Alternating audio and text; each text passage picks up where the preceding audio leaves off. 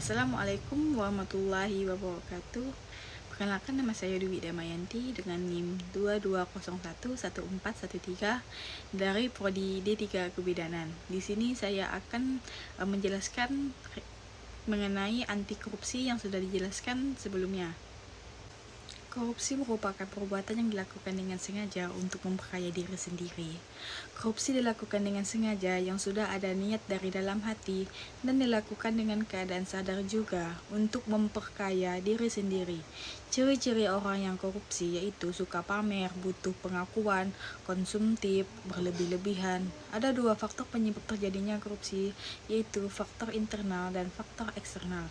Faktor internal merupakan penyebab korupsi yang datang dari diri sendiri, sedangkan faktor eksternal terjadi karena sebab-sebab di luar diri pribadi.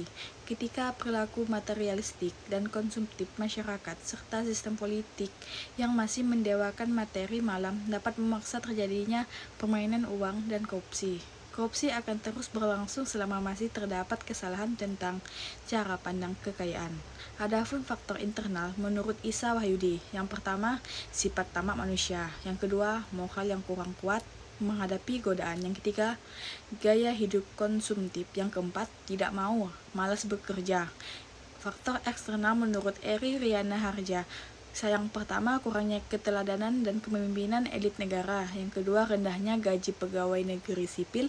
Yang ketiga, lemahnya komitmen dan konsistensi penegakan hukum dan peraturan perundangan. Yang keempat, rendahnya integritas dan profesionalisme. Yang kelima, mekanisme pengawasan internal di semua lembaga peradilan, bankan, keuangan, dan birokrasi belum mapan. Yang keenam, kondisi lingkungan kerja, tugas, jabatan, dan lingkungan masyarakat. Yang ketujuh, lemahnya keimanan, kejujuran, rasa malu, moral, dan etika. Faktor yang mengaruhi korupsi menurut ICW, yang pertama ada politik, yang kedua hukum, ketiga ekonomi dan birokrasi, keempat tradisional. Yang pertama ada faktor politik. Perilaku korupsi seperti penyuapan, politik uang merupakan fenomena yang sering disebut juga money politik. Yang kedua ada hukum. Faktor hukum bisa dilihat dari dua sisi. Sisi pertama dapat dilihat dari faktor perundang-undangan dan di sisi lain lemahnya penegakan hukum. Yang ketiga ada ekonomi dan birokrasi, pendapatan atau gaji yang tidak mencukupi. Yang terakhir ada tradisional. Faktor ini juga menjadi faktor pencetus faktor eksternal.